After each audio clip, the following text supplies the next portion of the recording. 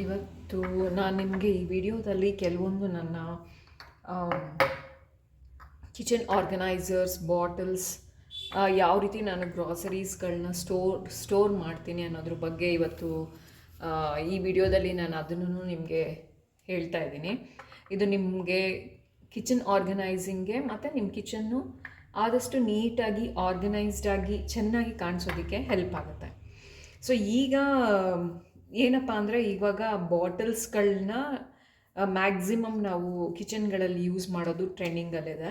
ಈ ಥರದ್ದು ಬಾಟಲ್ಸ್ಗಳನ್ನ ನಾವು ಯೂಸ್ ಮಾಡೋದ್ರಿಂದ ಕಿಚನ್ ಕೂಡ ತುಂಬಾ ನೀಟಾಗಿ ಆರ್ಗನೈಸ್ಡ್ ಆಗೂ ಕಾಣಿಸುತ್ತೆ. ಸೊ ನಾನು ಈ ಥರ ಈ ಸೆಟ್ ಆಫ್ ಬಾಟಲ್ಸ್ಗಳನ್ನ ನಾನು ಈ ಮಸಾಲ ಸ್ಟೋರೇಜು ಮತ್ತು ಖಾರದ ಪುಡಿ ಇರ್ಬೋದು, ಇಲ್ಲ ನಾನ್ ವೆಜ್ ಪುಡಿಗಳಿರ್ಬೋದು, ಪುಳಿಯೋಗರೆ ಪೌಡರ್, ಬಿಸಿಬೇಳೆ ಬಾತು ಮತ್ತು ಮೆಣಸಿನ ಪುಡಿ ಮತ್ತು ಈ ಥರದ್ದು ಮಸಾಲೆಗಳು, ಇದಕ್ಕೆಲ್ಲ ಸುಮಾರು ನನ್ನ ಹತ್ರ ಒಂದು 12 ಇದೆ. ಈ ಥರ ಬಾಟಲ್ಸ್ ನನ್ನ ಹತ್ರ ಒಂದು 12 ಇದೆ. ಇದನ್ನೆಲ್ಲ ನಾನು ಸ್ಟೋರ್ ಮಾಡ್ತೀನಿ. ಆ ಥರ ಮಸಾಲೆಸ್ಗಳನ್ನ ಯೂಸ್ ಮಾಡೋದಕ್ಕೆ ಅಂತ ಸ್ಟೋರ್ ಮಾಡ್ತೀನಿ. ಕಿಚನ್ಗೂ ಇದು ತುಂಬಾ ಚೆನ್ನಾಗಿ ಕಾಣಿಸುತ್ತೆ. ಆ್ಯಂಡ್ ದೆನ್ ನೆಕ್ಸ್ಟ್ ನಾನು ಈ ಥರ ಬಾಟಲ್ಸ್ಗಳನ್ನ ಯೂಸ್ ಮಾಡ್ತೀನಿ. ಇದು ಬಂದುಬಿಟ್ಟು ನಿಮಗೆ 250 ಗ್ರಾಮ್ಸ್ ಹೋಲ್ಡ್ ಮಾಡುತ್ತೆ.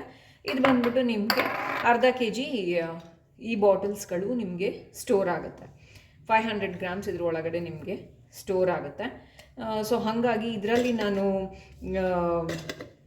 ದ್ರಾಕ್ಷಿ ಇರ್ಬೋದು, ಗೋಡಂಬಿ ಇರ್ಬೋದು, ಇಲ್ಲಾಂದರೆ ಸಬ್ಬಕ್ಕಿ, ಹೆಸರುಬೇಳೆ, ಈ ಥರದನ್ನೆಲ್ಲ ನಾನು ಇದ್ರೊಳಗಡೆ ತುಂಬಿಸಿಟ್ಕೊಳ್ತೀನಿ. ಈ ಥರ ಗ್ರೌಂಡ್ ನಟ್ಟು, ಶುಗರು, ಈ ಥರದನ್ನೆಲ್ಲ ನಾನು ಈ ಥರ ಬಾಟಲ್ಗಳಲ್ಲಿ ನಾನು ಸ್ಟೋರ್ ಮಾಡಿ ಇಟ್ಕೊಳ್ತೀನಿ.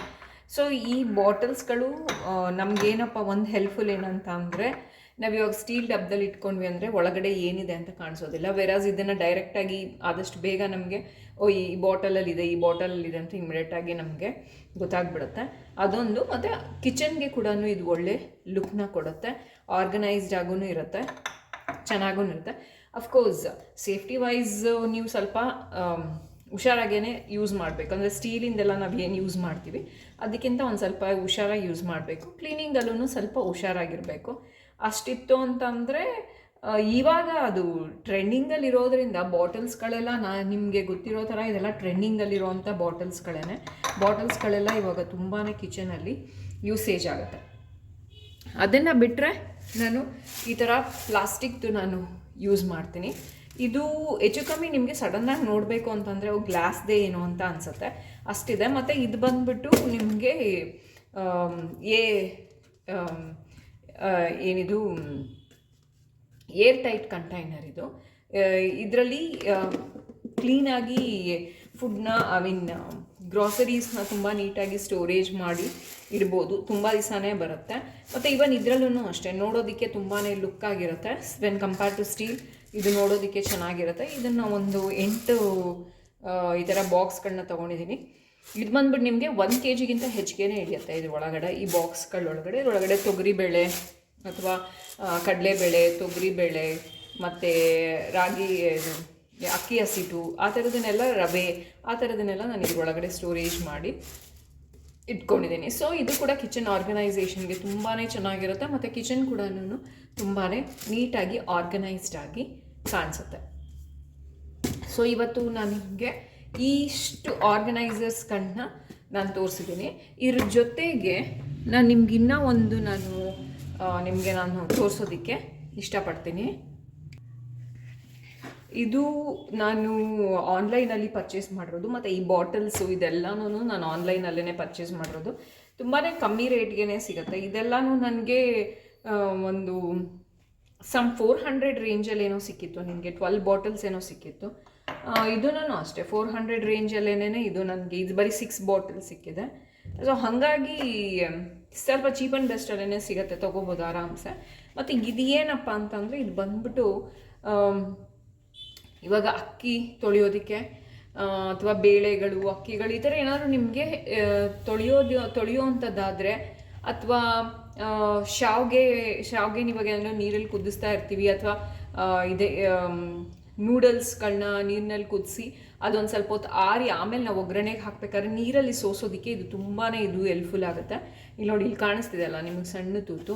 ಇದರಿಂದ ಅಕ್ಕಿ ಕೂಡ ಒಂಚೂರು ಚೆಲ್ಲಲ್ಲ ಕೆಳಗಡೆಗೆ, ಮತ್ತು ಇದ್ರ ಜೊತೆಗೆ ನೀರು ನೀಟಾಗಿ ಕಂಪ್ಲೀಟಾಗಿ ಸೋಸೋಗ್ಬಿಡುತ್ತೆ. ತುಂಬಾ ಯೂಸ್ಫುಲ್ ಅಂದರೆ ತುಂಬಾ ಯೂಸ್ಫುಲ್ ಐಟಮ್ ನನಗಂತೂ ಇದು. ತುಂಬ ನೀಟಾಗಿ ನೀರೆಲ್ಲನೂ ಸೋಸೋಗುತ್ತೆ. So very better means of ಕಿಚನ್ಗೆ ನೀಡ್ಫುಲ್ ಇದು. ಮತ್ತು ಅದ್ರ ಜೊತೆಗೆ ಇದೂ ಅಷ್ಟೇ. ಇವಾಗ ನಿಮಗೆ ಇದು ಬಂದುಬಿಟ್ಟು ದೊಡ್ಡ ದೊಡ್ಡ ತರಕಾರಿಗಳನ್ನೆಲ್ಲ ತೊಳೆಯೋದಕ್ಕೆ ಮಾಡೋದಕ್ಕೆಲ್ಲ ನಾನು ಉಪಯೋಗಿಸ್ತೀನಿ. ಇದು ಬಂದ್ಬಿಟ್ಟು ಸಣ್ಣ ತೂತಿರೋದ್ರಿಂದ ನಾನು ಅಕ್ಕಿ ತೊಳೆಯೋದಕ್ಕೆ ಯೂಸ್ ಮಾಡ್ತೀನಿ. ವೆರಸ್ ಇದರಲ್ಲಿ ತೂತು ಸ್ವಲ್ಪ ದಪ್ಪ ಇರೋದ್ರಿಂದ ಅಕ್ಕಿ ಇದ್ರ ಒಳಗಡೆಯಿಂದ ಹೋಗುವಂಥ ಚಾನ್ಸಸ್ ಇರೋದ್ರಿಂದ ಇದರಲ್ಲಿ ನಾನು ಅಕ್ಕಿ ತೊಳೆಯೋದಿಲ್ಲ. ವೆರಸ್ ತರಕಾರಿಗಳನ್ನೆಲ್ಲ ನೀಟ್ ಮಾಡೋದಕ್ಕೆ, ಒಂದೇ ಸತಿ ವೆಜಿಟೇಬಲ್ಸ್ನೆಲ್ಲ ಹಾಕಿ ಇದು ಮಾಡೋದಕ್ಕೆ, ಫಾರ್ ಎಕ್ಸಾಂಪಲ್ ಮೊನ್ನೆ ಹಬ್ಬಕ್ಕೆ ಅಂತ ಅಂದ್ಬಿಟ್ಟು ಗೆಣಸು ಕಡಲೆಕಾಯಿ ಎಲ್ಲ ತಂದಿದ್ವಿ. ಕಡಲೆಕಾಯಿನೆಲ್ಲ ಚೆನ್ನಾಗಿ ತೊಳಿಬೋದಿರೋ ಮಣ್ಣೆಲ್ಲ ನೀಟಾಗಿ ಹೋಗ್ಬಿಡುತ್ತೆ ಇದರಲ್ಲಿ ತೊಳಿದ್ವಿ ಅಂತ ಅಂದರೆ. ಯಾಕೆಂದರೆ ನೀರು ಹೋಗ್ತಾನೆ ಇರುತ್ತೆ, ಕಡಲೆಕಾಯಿ ಹಾಗೆ ಇರುತ್ತಲ್ಲ. ಸೊ ಹಾಗಾಗಿ ನೀರು ತೂತ್ಗಳಲ್ಲಿ ಹೋಗ್ತಾ ಇರೋದ್ರೆ ನೀರು ತುಂಬಲ್ಲ, ನಾವು ಚೆನ್ನಾಗಿ ತೊಳೆದು ಇಡ್ಬೋದು. ಸೊ ಹಾಗಾಗಿ ಇದನ್ನು ಅಷ್ಟೇ ತುಂಬಾ ಯೂಸ್ಫುಲ್ ಆಗಿರುವಂಥದ್ದು. ಇದು ಬಂದ್ಬಿಟ್ಟು ನಾನು ಐಕ್ಯಾಯಿಂದ ತೊಗೊಂಡಿದ್ದೆ. ಇದು ಬಂದುಬಿಟ್ಟು ನಾನು ಇಲ್ಲೇ ಲೋಕಲ್ ಮಾರ್ಕೆಟಲ್ಲೇ ಮಾಲೆಲ್ಲೋ ಲೋಕಲ್ ಇದರಲ್ಲೋ ಎಲ್ಲ ತೊಗೊಂಡಿದ್ದೆ. ಇದು ಇನ್ನು ಮಿಕ್ಕಿದ್ದು ಬಾಟಲ್ಸು ಇದನ್ನೆಲ್ಲ ನಾನು ಆನ್ಲೈನಲ್ಲಿ ಪರ್ಚೇಸ್ ಮಾಡಿದ್ದೆ. ಸೊ ಇವತ್ತಿನ ದಿನ ನಾನು ನಿಮಗೊಂದು ಟಿಪ್ಸ್ನ ಕೊಡ್ತಾಯಿದ್ದೀನಿ. ಆ ಟಿಪ್ಸ್ನ ಪ್ರಕಾರ ಈ ಥರ ನೀವು ಕುಕ್ಕರಲ್ಲಿ ಹುಣಸೆ ಹಣ್ಣನ್ನು ಹಾಕಿ ಆಮೇಲೆ ಕುಕ್ಕರಲ್ಲಿ ಐಟಮ್ ಇಡೋದ್ರಿಂದ ಕುಕ್ಕರ್ ತುಂಬಾ ನೀಟಾಗಿರುತ್ತೆ. ಇವತ್ತು ನಾನು ನಿಮಗೆ ಸಿಂಪಲ್ಲಾಗಿ ಖಾರ ಪೊಂಗಲ್ನ ಯಾವ ರೀತಿ ಮಾಡೋದು ಅನ್ನೋದು ಸಹ ನಾನು ನಿಮಗೆ ಖಾರ ಪೊಂಗಲ್ ಮತ್ತು ಸಿಹಿ ಪೊಂಗಲ್ ಎರಡೂ ನಾನಿವತ್ತು ನಿಮಗೆ ತೋರಿಸ್ತಾ ಇದ್ದೀನಿ. ನಾರ್ಮಲಾಗಿ ನಾವು ಖಾರ ಪೊಂಗಲ್ ಮಾಡಬೇಕಂದ್ರೆ ದೋಸೆ ಅಕ್ಕಿನ ಇಲ್ಲ ಅಂತಂದರೆ ಸೊಸೈಟಿ ಅಕ್ಕಿನ ಬಳಸಿದ್ರೆ ನಿಮಗೆ ಈ ಪೊಂಗಲ್ಲು ತುಂಬಾ ಚೆನ್ನಾಗಾಗತ್ತೆ. ಮತ್ತು ನೀವು ಪೊಂಗಲ್ಗೆ ಅಕ್ಕಿಗಿಂತ ಹೆಚ್ಚಿಗೆ ಹೆಸರುಬೇಳೆನ ಬಳಸಿದ್ರೆ ಪೊಂಗಲ್, ಅದು ಖಾರ ಪೊಂಗಲ್ ಇರ್ಬೋದು, ಸಿಹಿ ಪೊಂಗಲ್ ಇರ್ಬೋದು, ತುಂಬಾ ಟೇಸ್ಟಿಯಾಗಿ ತುಂಬಾ ಚೆನ್ನಾಗಿ ಬರುತ್ತೆ.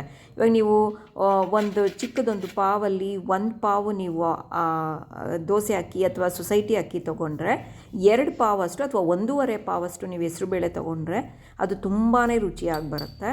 ಮತ್ತು ಖಾರ ಪೊಂಗಲ್ಗೆ ಹೆಚ್ಚಿಗೆ ಏನೂ ಹಾಕೋದು ಬೇಕಿಲ್ಲ. ಫಸ್ಟು ಹೆಸರುಬೇಳೆನ ಹುರ್ಕೊಂಡ್ಬಿಡಿ, ಆಮೇಲೆ ಅಕ್ಕಿನ ತೊಳೆದ್ಬಿಟ್ಟು ಅದಕ್ಕೆ ಹಾಕಿಬಿಟ್ಟು ಅದಕ್ಕೊಂಚೂರು ಮೆಣಸಿನ ಪುಡಿ, ಒಂಚೂರು ಶುಂಠಿ, ಒಂಚೂರು ಅರಿಶಿನ, ಉಪ್ಪು, ರುಚಿಗೆ ತಕ್ಕಷ್ಟು ಉಪ್ಪು, ಎರಡು ಟೀ ಚಮಚ ನೀವು ಮೆಣಸು ಮತ್ತು ಶುಂಠಿ ಒಂಚೂರು ಅದನ್ನು ಹಾಕಿಬಿಟ್ಟು ನೀವು ನೀರು ಸ್ವಲ್ಪ ಹೆಚ್ಚಿಗೆ ಹಾಕ್ಬಿಟ್ಟು, ಅಂದರೆ ಅಫ್ಕೋರ್ಸ್ ನಿಮಗೆ ದೋಸೆ ಅಕ್ಕಿ ಎಲ್ಲ ಬೇಗ ಬೆಂದೋಗ್ಬಿಡುತ್ತೆ. ಸೊ ಆ ಥರ ಬೆಂದೋಗೋ ಥರ ಕಂಪ್ಲೀಟಾಗಿ ಸ್ವಲ್ಪ ಹೆಚ್ಚಿಗೆ ನೀರನ್ನು ಇಟ್ಟು ಕುಕ್ಕರಲ್ಲಿ ಅದನ್ನು ಮುಚ್ಚಿಟ್ಬಿಟ್ಟು 1/4 ಗಂಟೆ ನೀವು ಕುಕ್ಕರ್ ಕೂಗೋ ತನಕ ಇಟ್ಟರೆ ಸಾಕು. ಅದೇ ಥರನೇ ಸಿಹಿ ಪೊಂಗಲ್ಗೂ ಅಷ್ಟೇ. ಹೇಗೆ ನಾವು ಖಾರ ಪೊಂಗಲ್ಗೆ ಹೆಚ್ಚಿಗೆ ಹೆಸರುಬೇಳೆ ತೊಗೊತೀವಿ, ಹಾಗೇ ಹೆಚ್ಚಿಗೆ ಹೆಸರುಬೇಳೆ ಮತ್ತು ಹೆಸರುಬೇಳೆ ತೊಗೊಂಡಿರೋದ್ರಲ್ಲಿ ಅರ್ಧ ಸೊಸೈಟಿ ಅಕ್ಕಿನೋ ಅಥವಾ ದೋಸೆ ಅಕ್ಕಿನೋ ತೊಗೊಂಡು ಹೆಸರುಬೇಳೆನ ಹುರ್ಕೊಂಡ್ಬಿಟ್ಟು ಅದ್ರ ಜೊತೆಗೆ ಅಕ್ಕಿನ ಹಾಕಿಬಿಟ್ಟು ಅದನ್ನು ನಾವು ಕುಕ್ಕರಲ್ಲಿ ಇಟ್ಟುಬಿಡಬೇಕು. ಚೆನ್ನಾಗಿ ಬೆಂದರೆ ಮಾತ್ರ ಹೆಸರುಬೇಳೆ ನಿಮಗೆ ಹೆಚ್ಚಿಗೆ ಇದ್ದಾಗ ಯಾವಾಗ ನೀವು ಸಿಹಿ ಪೊಂಗಲ್ ತಿಂತಾ ಇರ್ತೀರಾ, ಹೆಸರುಬೇಳೆ ಚೆನ್ನಾಗಿ ಬೆಂದಿರೋದಕ್ಕೂ ಅನ್ನದ ಜೊತೆಗೆ ಹೆಚ್ಚಿಗೆ ಹೆಸರುಬೇಳೆ ಇರೋದಕ್ಕೂ ಒಳ್ಳೆ ನಿಮಗೆ ದೇವಸ್ಥಾನದಲ್ಲಿ ಸಿಹಿ ಪೊಂಗಲ್ ಏನು ಕೊಡ್ತಾರಲ್ಲ ಅಷ್ಟು ಟೇಸ್ಟಿಯಾಗಿರುತ್ತೆ. ಓಕೆ, ಇವಾಗ ಖಾರ ಪೊಂಗಲ್ಲು ಮತ್ತು ನಾನು ಸಿಹಿ ಪೊಂಗಲ್ ಎರಡೂ ಕುಕ್ಕರಲ್ಲಿಟ್ಟು ಒಂದು 20 ನಿಮಿಷ ನಾನು ಕೂಗಿಸ್ಕೊಂಡ್ಬಿಡ್ತೀನಿ. ಕುಕ್ಕರ್ ಕೂಗಾದಮೇಲೆ ಒಗ್ಗರಣೆ ಕೊಟ್ಕೊಳ್ಳೋಣ ಅಷ್ಟೇ. ಅದ್ರ ಜೊತೆಗೆ ಇವತ್ತು ನಾನು ಗೆಣಸು ಮತ್ತು ಅವರೆಕಾಯಿನ ಕೂಡ ನಾನು ಚೆನ್ನಾಗಿ ತೊಳೆದುಬಿಟ್ಟು ಅದನ್ನು ಬೇಯಕ್ಕೆ ಇಟ್ಬಿಡ್ತೀನಿ. ನಾನು ನಾರ್ಮಲಾಗಿ ಕುಕ್ಕರಲ್ಲಿ ಮಾಡಿದೆ ಅಂತಂದರೆ ಹೆಚ್ಚು ಕಮ್ಮಿ ಏನೇನು ಬೇಕು ಒಂದು ಸತಿಗೆಲ್ಲ ಬೇಯಿಸ್ಕೊಂಡ್ಬಿಟ್ಟು ಆಮೇಲೆಲ್ಲ ಒಗ್ಗರಣೆ ಕೊಡ್ತಾ ಹೋಗ್ತಾ ಇರ್ತೀನಿ. ನಾನು ಅಷ್ಟು ಬೇಗ ಬೆಳಗ್ಗೆ ಹೊತ್ತು ಕೆಲಸ ಆಗಬೇಕಾಗಿರೋದ್ರಿಂದ. ಸೊ ಇವಾಗ ಗೆಣಸು ಮತ್ತು ಅವರೆಕಾಯಿನೂ ಇಟ್ಕೋತೀನಿ. ಬಟ್ ಕಡಲೆಕಾಯಿನ ಮಾತ್ರ ನಾನು ಆಮೇಲೆ ಬೇಯಿಸ್ಕೊತೀನಿ, ಅಲ್ಲಿ ಯಾಕೆಂದರೆ ಕುಕ್ಕರಲ್ಲಿ ಜಾಗ ಎಲ್ಲ ಇಡೋದಕ್ಕೆ. ಸೊ ಅದನ್ನು ಮಾತ್ರ ನಾನು ಆಮೇಲೆ ಬೇಯಿಸ್ಕೊತೀನಿ.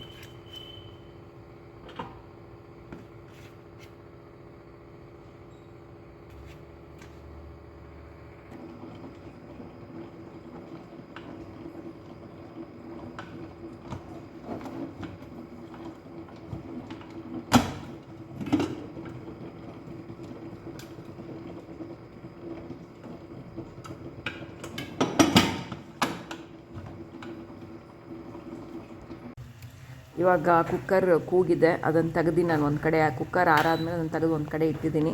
ಇನ್ನೊಂದು ಕಡೆ ನಾನು ಬೆಲ್ಲ ಬೇಯೋದಕ್ಕೆ ಅಂತ ಅಂದ್ಬಿಟ್ಟು ಇಟ್ಟಿದ್ದೀನಿ. ನಾನು ಇಷ್ಟೇ ಅಳತೆಗೆ ಇಷ್ಟೇ ಅಂತ ತೊಗೊಳ್ಳಲ್ಲ, ನಾನೆಲ್ಲ ಕಣ್ಣಿನ ಅಳತೆಯಲ್ಲಿ ನಾನು ಮಾಡ್ಕೊಳ್ಳೋದು. ಸೊ ಹಾಗಾಗಿ ಇವಾಗ ಒಂದು ಪಾವು ಅಕ್ಕಿ 2 ಪಾವು ನೀವು ಹೆಸ್ರುಬೇಳೆ ಹಾಕ್ಕೊಂಡಿದ್ದೀರಾ ಅಂತ ಅಂದರೆ 1 ಪಾವಷ್ಟು ನೀವು ಬೆಲ್ಲ ಹಾಕ್ಕೊಂಡ್ರೆ ಸಾಕು, ಬೇಕಾದಷ್ಟು ಆಗುತ್ತೆ. ನಿಮಗೆ ಸ್ವಲ್ಪ ಸಿಹಿ ಹೆಚ್ಚಿಗೆ ಬೇಕಂದರೆ ಇನ್ನೂ ಒಂದು ಅರ್ಧ ಪಾವು ಹೆಚ್ಚಿಗೆ ಬೆಲ್ಲ ಹಾಕ್ಕೊಳ್ಳಿ. ಬೆಲ್ಲ ಹಾಕ್ಕೊಂಡಾದ್ಮೇಲೆ ನೀರು ಹೆಚ್ಚಿಗೆ ಹಾಕೋಕ್ಕೆ ಹೋಗಬೇಡಿ. ಸುಮ್ಮನೆ ಒಂದು ಸ್ವಲ್ಪ ಒಂದು ಅರ್ಧ ಕಪ್ಪಷ್ಟು, ಚಿಕ್ಕದೊಂದು ಕಪ್ಪಲ್ಲಿ ಒಂದು ಅರ್ಧ ಕಪ್ಪಷ್ಟು ನೀರು ಹಾಕಿದ್ರೆ ಸಾಕೋದು, ಬೆಲ್ಲದ್ದೇನೆ ನೀರು ಬಿಟ್ಕೊಳ್ತೆ. ಅದಾದಮೇಲೆ ಖಾರ ಪೊಂಗಲ್ ಒಗ್ಗರಣೆಗೆ ಬರೀ ಒಣಮೆಣಸಿನ್ಕಾಯಿ ಮತ್ತು ಸಾಸಿವೆ, ಕರ್ಬೇವಿನ ಸೊಪ್ಪು ಇವು 3 ಮಾತ್ರ. ಒಂದು 10 ಒಣಮೆಣಸಿನ್ಕಾಯಿ ಹಾಕಿದ್ರೆ ಸಾಕು ನೀವು. ಏಕೆ ಅಂತ ಅಂದರೆ ನಾವು ಆಲ್ರೆಡಿ ಶುಂಠಿ ಮತ್ತು ಇದು ಏನು ಮೆಣಸಿನ ಪುಡಿನ ಆಲ್ರೆಡಿ ನಾವು ಬೇಯಿಸಿರ್ತೀವಿ. ಸೊ ಹಾಗಾಗಿ ಒಣಮೆಣಸಿನ್ಕಾಯಿ, ಕರ್ಬೇವಿನ ಸೊಪ್ಪು ಮತ್ತು ಇದನ್ನು ಸಾಸಿವೆನ ಹಾಕ್ಕೊಳ್ಳಿ. ನೀವು ಬೇಕಾದ್ರೆ ಗೋಡಂಬಿ ಸಹ ನೀವು ಒಗ್ಗರಣೆಗೆ ಹಾಕ್ಕೋಬೋದು. ಅದಾದಮೇಲೆ ಬೇಕಾದರೆ ನೀವು ಇವಾಗ ಒಗ್ಗರಣೆಗೆ ನೀವೇನು ಖಾರ ಪೊಂಗಲ್ ಬೆಂದಿರೋದು ನೀವು ಹಾಕೋತೀರ ಅಲ್ಲ, ಇದು ಸಿಹಿ ಪೊಂಗಲ್ದು ನಾನು ತೋರಿಸ್ತಾ ಇರೋದು. ಅದು ಬೆಲ್ಲ ಎಲ್ಲ ಕರಗಾದ್ಮೇಲೆ ಸಿಹಿ ಪೊಂಗಲ್ ಹಾಕ್ಕೊಳ್ತಾ ಇದ್ದೀನಿ. ಯಾವುದೇ ಕಾರಣಕ್ಕೆ ಆಗಲಿ ಹೆಚ್ಚಿಗೆ ನೀರು ಹಾಕ್ಕೊಳಕ್ಕೆ ಹೋಗಬೇಡಿ. ನೀರು ಹಾಕ್ಕೊಂಡ್ರೆ ಬೆಲ್ಲನೇ ನೀರು ಬಿಟ್ಕೊಳ್ಳೋದ್ರಿಂದ ಹೆಚ್ಚಿಗೆ ನೀರು ಆಗಿಬಿಡುತ್ತೆ. ಸೊ ಹಾಗಾಗಿ ಸಾಕು, ಒಂದು ಚೂರು ಅದು ಬೆಲ್ಲ ಸ್ವಲ್ಪ ಕರಗ್ಕೊಳ್ಳೋದಕ್ಕೆ, ಅದು ಹಂಗೆ ಕರಗ್ತಾನೆ ಬರ್ತಾ ಇರುತ್ತೆ, ಕಂಡು ಹಿಡಿಬಾರ್ದು ಅನ್ನೋದಕ್ಕೆ ಒಂದು ಚೂರೇಕಿ ಒಂದು ಕಪ್ಪಲ್ಲಿ ಒಂದು 1/4 ಭಾಗ ಹಾಕ್ತೀನಿ. ಇವಾಗ ನೋಡಿದ್ರಲ್ಲ, ನಾನು ಇವಾಗ ಏನು ಒಗ್ಗರಣೆ ಹಾಕಿದ್ದೆ ಒಣಮೆಣಸಿನ್ಕಾಯಿ, ಕರ್ಬೇವಿನ ಸೊಪ್ಪಿಗೆ, ಅದಕ್ಕೆ ನಾನು ಖಾರ ಪೊಂಗಲ್ ಹಾಕಿದ್ದೀನಿ. ಅದಕ್ಕೊಂದು ಚೂರು ಬೇಕಾದ್ರೆ ನೀವು ಇನ್ನೊಂದ್ಸತಿ ಮೆಣಸು ಹಾಕೋಬೋದು. ಮತ್ತು ಒಂದು ಸತಿ ರುಚಿ ನೋಡಿ, ಉಪ್ಪೇನಾದರೂ ನೀವು ಕುಕ್ಕರಲ್ಲಿ ಅನ್ನ ಇಡಬೇಕಂದ್ರೆ, ಖಾರ ಪೊಂಗಲ್ ಇಡಬೇಕಂದ್ರೆ ಉಪ್ಪೇನಾದರೂ ನಿಮಗೆ ಒಂದು ಕಮ್ಮಿ ಬಂದಿದೆ ಒಂಚೂರು ಉಪ್ಪು ಹಾಕ್ಬೋದು, ಇಲ್ಲಾಂದರೆ ಅಷ್ಟೇ ಸಾಕು. ಕೊನೆಗೆ ಅದರ ಡ್ರೆಸ್ಸಿಂಗ್ ಏನಂತ ಅಂದ್ಬಿಟ್ಟು ಕೊನೆಗೆ ಅದಕ್ಕೆ ಕೊತ್ತಂಬರಿ ಸೊಪ್ಪು ತಿನ್ನಿಸ್ಕೊಂಡ್ರೆ ಫಸ್ಟ್ ಕ್ಲಾಸ್ ಖಾರ ಪೊಂಗಲ್. ಒಳಗಡೆ ಖಾರ ಪೊಂಗಲ್ ಏನೂ ಹಾಕಿಲ್ಲ, ಒಣಮೆಣ್ಸಿನ್ಕಾಯಿ ಒಂದು ಒಗ್ಗರಣೆ ಏನು ಕರ್ಬೇವಿನ ಸೊಪ್ಪು ಒಣಮೆಣ್ಸಿನ್ಕಾಯಿನ ಅದು ಬಿಟ್ಟರೆ ಮೆಣಸು ಮತ್ತು ಶುಂಠಿನ ತುರಿದುಬಿಟ್ಟು ಹೆಸರುಬೇಳೆ ಮತ್ತು ಅಷ್ಟೇ ಇರೋದು. ಒಂದು 2 ಕುದಿ ಬಂದಿದ್ದ ತಕ್ಷಣವೇ ಆಫ್ ಮಾಡಿ ಸಾಕು. ಆ ಕಡೆ ಸಿಹಿ ಪೊಂಗಲ್ ಮಾಡ್ತಾಯಿದ್ದೀನಿ. ಸಿಹಿ ಪೊಂಗಲ್ ಏನಿಲ್ಲ, ಬೆಲ್ಲ ಕರಗಾದ್ಮೇಲೆ ಅದು ಬೆಲ್ಲ ಒಂದು 2 ಕುದಿ ಬರ್ತಾ ಇದ್ದಾದ್ಮೇಲೆ ನಾವೇನು ಬೇಯಿಸಿಟ್ಕೊಂಡಿರ್ತೀವಿ, ಅನ್ನ ಹಾಕ್ತೀವಿ. ಮತ್ತು ಇವಾಗ ಸಿಹಿ ಪೊಂಗಲ್ಗೆ ದ್ರಾಕ್ಷಿ ಮತ್ತು ಗೋಡಂಬಿ ಅಷ್ಟೇ. ಯಾವಾಗ ಬೇಕಾದ್ರೆ ಇದನ್ನು ಸಂಕ್ರಾಂತಿ ಹಬ್ಬಕ್ಕೆ ಮಾಡಬೇಕು ಅನ್ನೋದು ಎಂಥದೂ ಇಲ್ಲ, ತುಂಬ ಸುಲಭ. ಬೆಳಗ್ಗೆ ಹೊತ್ತು ಮಕ್ಕಳು ಸ್ಕೂಲ್ಗೆ ಹೋಗಬೇಕಾದ್ರೆ ಬಿಸಿ ಬಿಸಿಯಾಗಿ ಯಾವತ್ತಾದ್ರೂ ಟಿಫನ್ ಕೂಡ ನೀವು ಕುಕ್ಕರಲ್ಲಿ ಇಟ್ಟಾಯಿತು ಅಂದರೆ 10 ನಿಮಿಷಕ್ಕೆ 2 ಒಗ್ಗರಣೆ ಹಾಕಿ ಕೊಟ್ಟೇ ಬಿಡ್ಬೋದು. ಬಿಸಿ ಬಿಸಿಯಲ್ಲಿ ತಿನ್ನೋದಕ್ಕೂ ತುಂಬಾ ಚೆನ್ನಾಗಿರುತ್ತೆ. ತುಪ್ಪದ ಜೊತೆ ಕೂಡ ಒಗ್ಗರಣೆ ಹಾಕೋಬೋದು, ಬಟ್ ಕೆಲವರಿಗೆ ತುಪ್ಪದ ವಾಸನೆ ಆಗೋದಿಲ್ಲ. ಹಾಗಾಗಿ ನಾನು ಮಾಮೂಲಿ ಸನ್ಫ್ಲವರ್ ಆಯಿಲಲ್ಲೇ ಗೋಡಂಬಿ ದ್ರಾಕ್ಷಿ ಎಲ್ಲ ಹಾಕ್ಬಿಟ್ಟು ನಾನು ಅದನ್ನೇ ಸಿಹಿ ಪೊಂಗಲ್ಗೆ ಒಗ್ಗರಣೆ ಕೊಡ್ತಾಯಿದ್ದೀನಿ. ನೋಡಿದ್ರಲ್ಲ, ಇಷ್ಟು ಸುಲಭವಾಗಿ ನಾವು ಖಾರ ಪೊಂಗಲ್ ಮತ್ತು ಸಿಹಿ ಪೊಂಗಲ್ನ ಮಾಡ್ಬೋದು.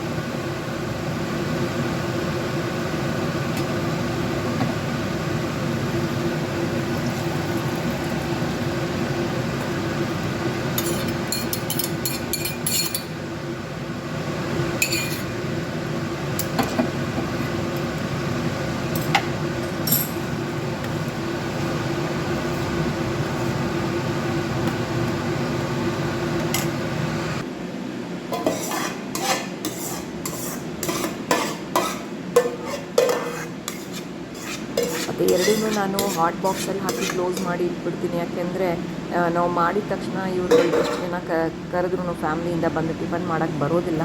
ಸೊ ಹಾಗಾಗಿ ನಾನು ಖಾರ ಪೊಂಗಲ್, ಸಿಹಿ ಪೊಂಗಲ್ ಎರಡೂ ಹಾಟ್ ಬಾಕ್ಸಲ್ಲಿ ಹಾಕಿ ಇಟ್ಟಿರ್ತೀನಿ. ಬಿಸಿ ಇರುತ್ತೆ, ಬಿಸಿನೇ ನೀವು ಹಾಕಿಟ್ರೆ ಖಂಡಿತವಾಗ್ಲೂ ಅದು ಬಿಸಿ ಇರುತ್ತೆ. ಬಂದಾಗ ಟಿಫನ್ ಮಾಡ್ಕೊಳ್ತಾರೆ, ಬಿಸಿನೇ ಟಿಫನ್ ಅವರೂ ಮನೆಯವರು ಟಿಫನ್ ಮಾಡ್ಕೊಳ್ತಾರೆ.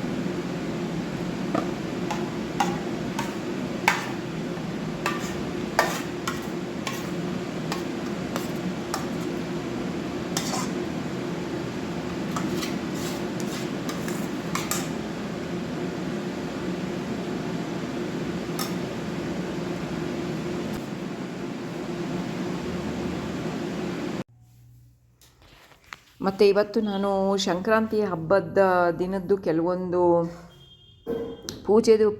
ಪೂಜೆ ಕಾರ್ಯಕ್ರಮದನ್ನು ಕೆಲವೊಂದು ನಾನು ಕ್ಲಿಪ್ಸ್ನ ನಾನಿವತ್ತು ನಿಮಗೆ ಹಾಕ್ತಾಯಿದ್ದೀನಿ. ಸಂಕ್ರಾಂತಿ ಹಬ್ಬಕ್ಕೆ ಕಬ್ಬುಗಳೆಲ್ಲನೂ ತರಿಸಿದ್ದೆ. ಮತ್ತು ಇದು ಮಾತ್ರ ಎಳ್ಳು ಬೆಲ್ಲ ಎಲ್ಲ ನಾನೇ ಮಾಡ್ಕೊಂಡಿದ್ದೆ. ಮತ್ತು ಸಕ್ಕರೆ ಅಚ್ಚು ಮಾತ್ರ ನಾನು ಅಂಗಡಿಯಿಂದ ತರಿಸಿದ್ದೆ. ಬಟ್ ಇವಾಗ ಇನ್ನೊಂದು ಏನು ಗೊತ್ತಾ ನಾ ಹೇಳೋದಂದರೆ, ಕೊಬ್ಬರಿಯಿಂದ ಹಿಡಿದು ಬೆಲ್ಲದಿಂದ ಹಿಡಿದು ಎಲ್ಲ ನಿಮಗೆ ಅಂಗಡಿಲೇ ಸಿಗುತ್ತೆ ರೀ, ಕಟ್ ಮಾಡಿರೋದೇ ಸಿಗುತ್ತೆ. ಚೆನ್ನಾಗೂ ಇರುತ್ತೆ. ಟೈಮ್ ಇಲ್ಲ ಅಂದರೆ ಅದನ್ನು ತೊಗೊಂಬಂದು ಯೂಸ್ ಮಾಡ್ಕೋಬೋದು. ಬಟ್ ನಾನು ಬೆಲ್ಲ ಮಾತ್ರ ಅಂಗಡಿಯಿಂದ ತಂದಿದ್ದೆ, ಯಾಕೆಂದರೆ ಅದು ಪ್ರಾಪರಾಗಿ ಕಟ್ ಆಗಬೇಕು, ಇಲ್ಲಾಂದರೆ ಪುಡಿ ಆಗಿ ಹೋಗ್ಬಿಡ್ತಾಯಿತ್ತು, ಇಲ್ಲ ಸ್ವಲ್ಪ ದಪ್ಪ ಬರ್ತಾಯಿತ್ತು. ಸ್ವಲ್ಪ ನಾನು ಕಟ್ ಮಾಡಿರೋದು, ಇನ್ನು ಸ್ವಲ್ಪ ನಾನು ಅಂಗಡಿಯಿಂದನೇ ತಂದು ಹಾಕಿದ್ದೆ. ಮತ್ತು ಸಕ್ಕರೆ ಅಚ್ಚು ಒಳ್ಳೆಯ ಅಂಗಡಿಯಿಂದ ಅದು ಬಾಯಲ್ಲಿಟ್ಟರೆ ಕರಗಬೇಕು, ಆ ಥರದ್ದು ಸಕ್ಕರೆ ಅಚ್ಚು ಸಹ ನಾನು ಅಂಗಡಿಯಿಂದನೇ ತಂದಿದ್ದೆ. ಸೊ ಅದನ್ನೆಲ್ಲ ಇವತ್ತು ನಾನು ಪೂಜೆಗೆ ಅಂತ ಇಡ್ತಾಯಿದ್ದೀನಿ.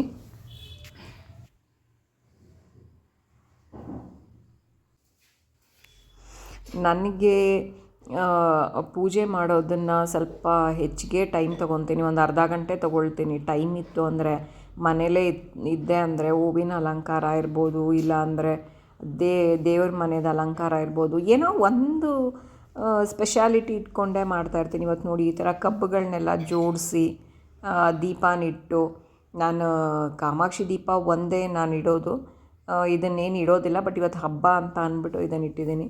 ಮತ್ತು ದೇವ್ರ ಮನೇಲೆಲ್ಲ ತುಂಬಾ ನೀಟಾಗಿ ಹೂವನ್ನೆಲ್ಲ ಜೋಡಿಸಿ, ಇನ್ನೊಂದು ಏನು ಗೊತ್ತೇನು ರೀ, ಶಾವಂತಿಗೆ ಹೂವನ್ನ ನಾವು ದೇವ್ರ ಮನೇಲಿ ಇಟ್ವಿ ಅಂತ ಅಂದರೆ, ನೀವು ಒಂದು ದಿವಸ ಇಟ್ಟಿದ್ರೆ ಎರಡನೇ ದಿವಸಕ್ಕೆ ನಾವೇನಾದ್ರು ಪೂಜೆ ಮಾಡಬೇಕಂದ್ರೆ ತೆಗಿಯೋಕ್ಕೆ ಮನಸ್ಸೇ ಬರೋಲ್ಲ ಇವರೇ, ಅಷ್ಟು ಚೆನ್ನಾಗಿರುತ್ತೆ. ಹೂವು ಅಂತೂ ಅಷ್ಟೇ ಫ್ರೆಶ್ ಆಗೇ ಕಾಣಿಸ್ತಾ ಇರುತ್ತೆ ಶಾವಂತಿಗೆ ಹೂವು ಮಾತ್ರ. ನೀವು ಯಾವುದೇ ಕಲರ್ ಶಾವಂತಿಗೆ ಇರ್ಬೋದು, ಅದು ಬಿಳಿ ಇರ್ಬೋದು, ಎಲ್ಲೋ ಇರ್ಬೋದು, ದೇವ್ರ ಮನೆಗೆ ನಿಜವಾಗ್ಲೂ ಅಷ್ಟೇ ಚೆನ್ನಾಗಿ ಸಹ ಅದು ಕಾಣಿಸ್ತಾ ಇರುತ್ತೆ. ಸೊ ಇವತ್ತು ನಾನು ದೇವ್ರ ಫೋಟೋಗೆಲ್ಲ ಹೂವು ಇಟ್ಟು ಮಾಡಿ, ಮತ್ತು ಏನು ಖಾರ ಪೊಂಗಲ್, ಸಿಹಿ ಪೊಂಗಲ್, ಗೆಣಸೆಲ್ಲ ಮಾಡಿದ್ದೆ ಅದು, ಮತ್ತು ಇದು ಸಕ್ಕರೆ ಅಚ್ಚೆಲ್ಲನೂ ದೇವ್ರ ಮುಂದೆ ಇಟ್ಟು ಇವತ್ತು ನಾನು ಸಂಕ್ರಾಂತಿ ಹಬ್ಬನ ನಾನು ಆಚರಿಸಿದ್ದೀನಿ. ನೋಡ್ಬೋದು, ಅದರಲ್ಲಿ ಕೆಲವೊಂದು ಕ್ಲಿಪ್ಸ್ ಮಾತ್ರ ನಾನು ಇವತ್ತು ನಿಮಗೆ ತೋರಿಸಿದ್ದೀನಿ, ಯಾವ ಥರ ನಾನು ಪೂಜೆಗೆಲ್ಲನೂ ನಾನು ಅಲಂಕಾರ ಮಾಡಿ, ದೇವ್ರ ಮನೆಯೆಲ್ಲ ಅಲಂಕಾರ ಮಾಡಿದ್ದೆ ಅಂತ ಅಂದ್ಬಿಟ್ಟು ಏನೋ ಒಂದು ಸಂತೋಷ ಅಂತೂ ಖಂಡಿತವಾಗ್ಲೂ ಕೊಡುತ್ತೆ. ಸೊ ಇವತ್ತಿನ ನನ್ನ ವೀಡಿಯೋನ ನಾನು ಇವತ್ತಿಲ್ಲಿಗೆ ಎಂಡ್ ಮಾಡ್ತಾಯಿದ್ದೀನಿ.